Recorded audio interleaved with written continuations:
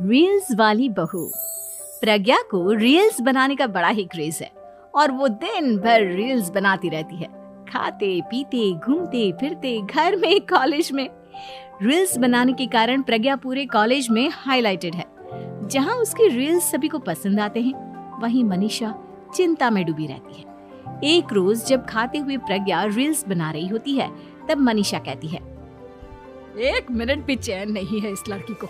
ये नहीं कि खाना तो आराम से खा ले, लेकिन नहीं, अरे थोड़ी देर रील्स नहीं बनाओगी तो आसमान नहीं टूट पड़ेगा। अरे मम्मी, इसी को तो कहते हैं डिटर्मिनेशन। तुम नहीं समझोगी ये सब। भगवान, इस लड़की को सद्बुद्धि दे। जब देखो तब टेढ़ा बाका मुंह बनाती रहती है। मनीषा की बात का प्रज्ञा पर जरा भी असर नहीं होता और वो खाते खाते रील्स बनाती रहती है। दिन बीतने लगते हैं और देखते देखते प्रज्ञा का कॉलेज भी खत्म हो जाता है। आए दिन कोई ना कोई मनीषा को प्रज्ञा की शादी करवाने का सुझाव दे जाता है। सब ठीक ही कहते हैं, प्रज्ञा की शादी कर देनी चाहिए। अपने घर के काम काज में व्यस्त हो जाएगी तो खुद ही ये रील्स और नाच गाना बंद हो जाएगा।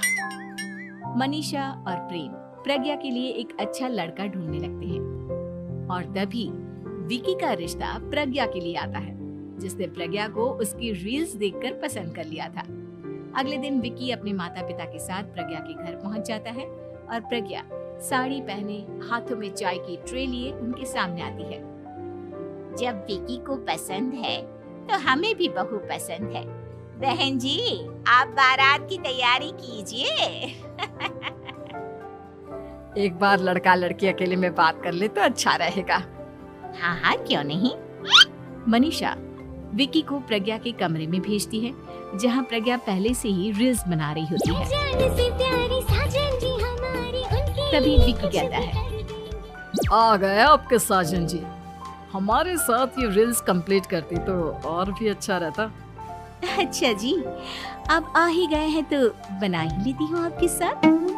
दोनों मिलकर रील्स बनाते हैं। जब वी मीट और तुरंत पोस्ट भी कर देते हैं। फिर विकी कहता है, जब आप साड़ी में चाय लेकर आए तब मुझे लगा कि कहीं मैं गलत घर में तो नहीं आ गया।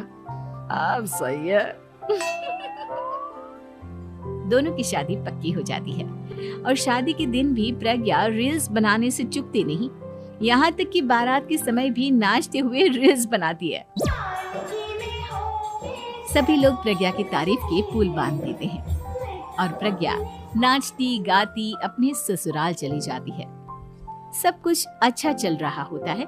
प्रज्ञा यहाँ भी दिन भर हर चीज की रील्स बनाती रहती है।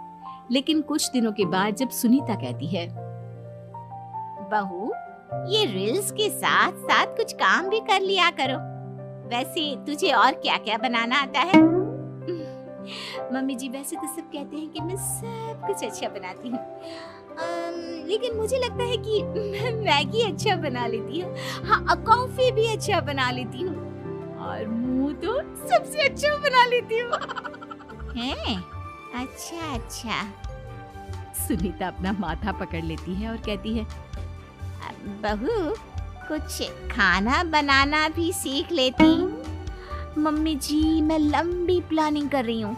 जल्दी ही मैं इतनी फेमस हो जाऊंगी कि मुझे पैसे मिलने लगेंगे। हम दोनों सास बहू राज करेंगे, राज।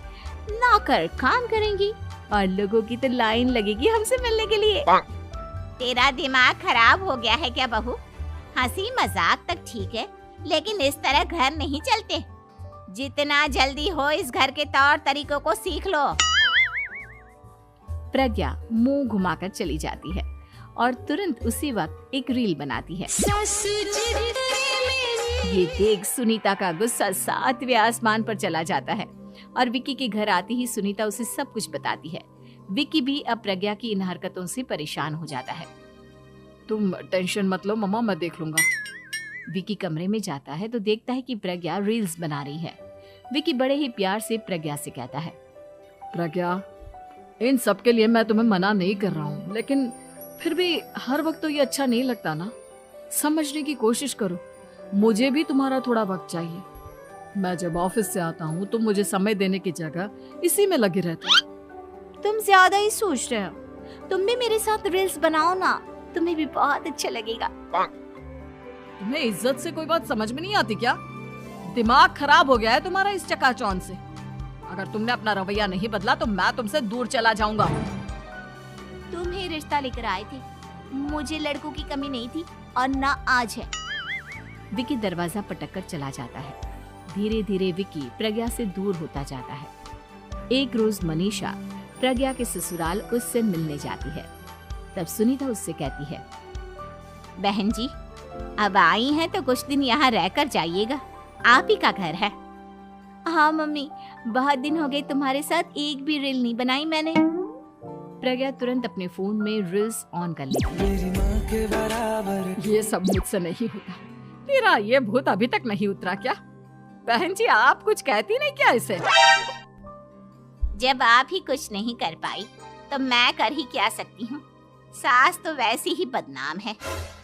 शाम को घर की लाइट चली जाती है और मनीषा प्रज्ञा से कहती है, मेरे घुटनों में बहुत दर्द हो रहा है, तू लाइट का कुछ इंतजाम करना बेटा। अच्छा, कैंडल जला देती हूँ मम्मा।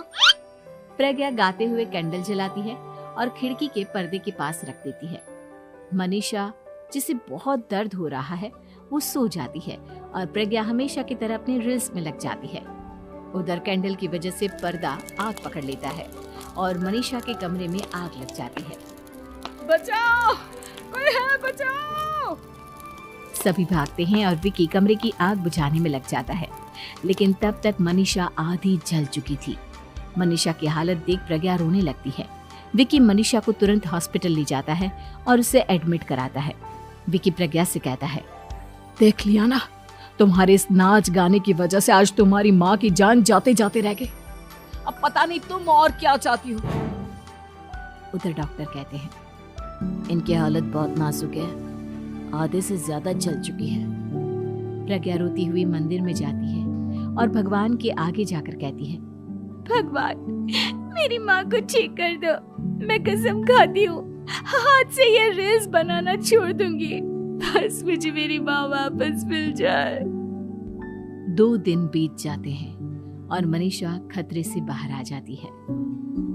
पेशेंट अब ठीक है, आप लोग उनसे मिल सकते हो। सब कोई मनीषा से मिलता है और प्रज्ञा सबके सामने अपना फोन तोड़ देती है। मुझे माफ कर दो मम्मा, मैंने तुम लोगों की बातों को नजरअंदाज किया।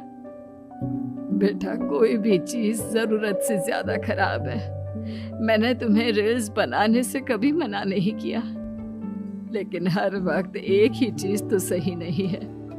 मैं समझ गई हूँ मम्मा, आई एम सॉरी। प्रज्ञा उस दिन से रील्स बनाना छोड़ देती है और पूरी तरह से अपने घर में लग जाती है।